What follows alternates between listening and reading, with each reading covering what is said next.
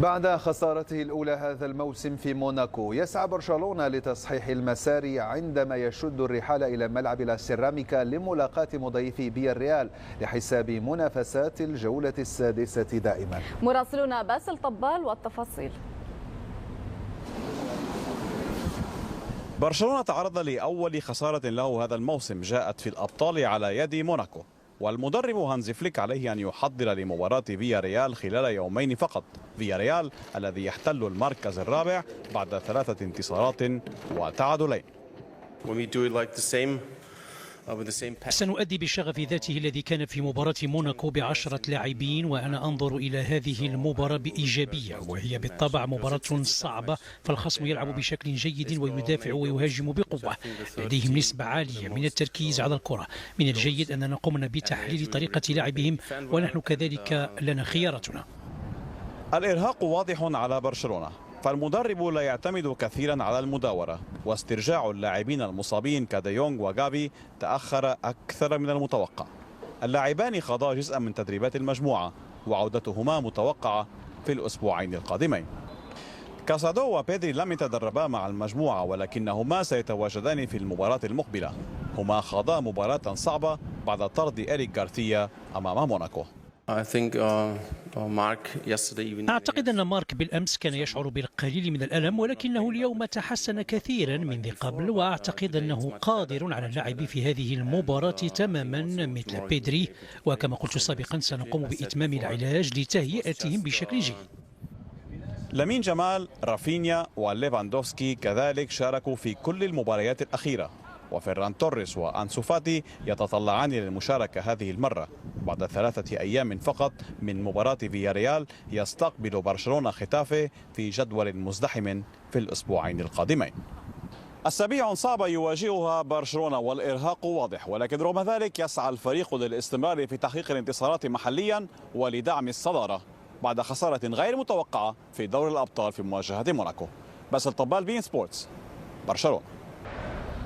وحقق فالنسيا انتصاره الأول في الدوري الإسباني بفوزه على ضيف جيرونا ب2 دون رد.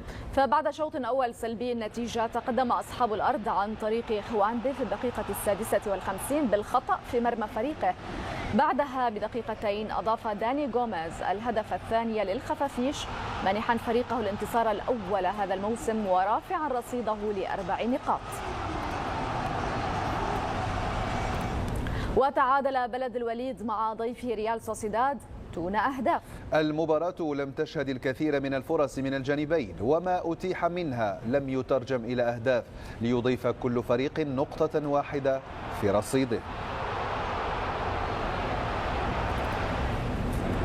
في مباراة أخرى تغلب أوساسونا على ضيف لاس بالماس ب2-1. المضيف تمكن من تدوين الهدف الأول من علامة الجزاء عبر لاعبه أنتي بوديمير، قبل أن يعادل لاس بالماس النتيجة عبر لاعبه ألبرتو موليرو في الدقيقة 41. بعدها نجح إيمار أوروز في منح أوساسونا هدف الفوز عند الدقيقة 60.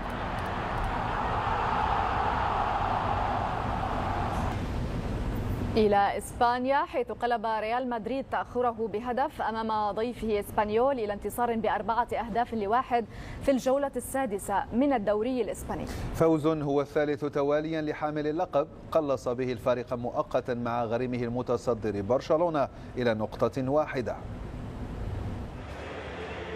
يفوز ريال مدريد لكنه لا يقنع، صورة يختزلها فينيسيوس. أنشيلوتي لمح إلى تغيير في الخيارات، والتغيير بدأ بإجلاس نجمه البرازيلي على الدكة، خيار قد يبدو منطقيا في مستهل موسم شاق، وقد يراه البعض قرصة أذن رياضية. ورياضيا لا يريد ريال مدريد التفريط في أي نقطة داخل معقله، وهو يرى الانطلاقة الصاروخية لغريم برشلونة في الليغا. بعد بداية هادئة جاء الخطر المدريدي الأول، كيليان امبابي وجد جوان غارثيا له سدا. الأبرز خلال أول ربع ساعة كان أردا جولر، هنا سدد بين يدي جوان غارثيا. فران غارثيا حاول والآخر من بعيد تهديد جوان غارثيا، لكن دون أن ينجح في مباغتته. حارس مرمى الكتالان كان الأكثر ذكرا بين زملائه، وهنا أحبط محاولة أخرى من كيليان امبابي. غاب الضيف هجوميا، وحين ظهر كان على استحياء. القائد خابي بوادو بيسراه أرسل كرة إلى المدرج الجنوبي. تجدد اللقاء بين مبابي وجواو غارثيا بداية النصف الثاني، ومرة أخرى تفوق الإسباني على الفرنسي، والأخطار الإسبانيول جاءت مباشرة بعدها. خوفري كاريراس أطلق قذيفة لم تجد للمرمى سبيلا. الكتالان بدأوا جادين في التهديد، وهنا أرسل كارلوس روميرو يسارية لم تبتعد عن القائم الأيسر المدريدي. رائحة هدف برشلوني فاحت وذاك ما كان. خوفري كاريراس ساعده تيبو كورتوا مضطرا على هز الشباك المدريدية. هدف قلب سيناريو المواجهة لكن ليس طويلا. رد جوان غارثيا على خطأ تيبو كورتوا بآخر مثله. عرضية بيلينغهام مرت تحته ليجدها داني كارفاخال على خط المرمى. تعادل الميرينجي، بل كاد يقلب الطاولة على إسبانيول. سدد رودريغو كرة حاذت عن القائم الأيسر الكتالوني. الضيف لم يقف مكتوف الأيدي. المتألق خوفري كاريراس راوغ ثم سدد كرة ردها تيبو كورتوا، ثم حان وقت فينيسيوس، حل من دكة البدلاء واستغرق وقتا حتى يظهر لكنه كان حاسما.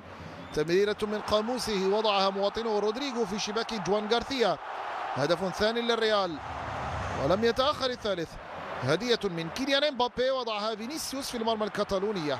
تنفس المدريديون الصعداء بعد ضغط عاشوه أكثر من ساعة. أما ختام السهرة فكان من علامة الجزاء. كيليان مبابي لم يفشل من الأمتار ال11. هدف الرابع للغزالي الفرنسي في لا ليغا.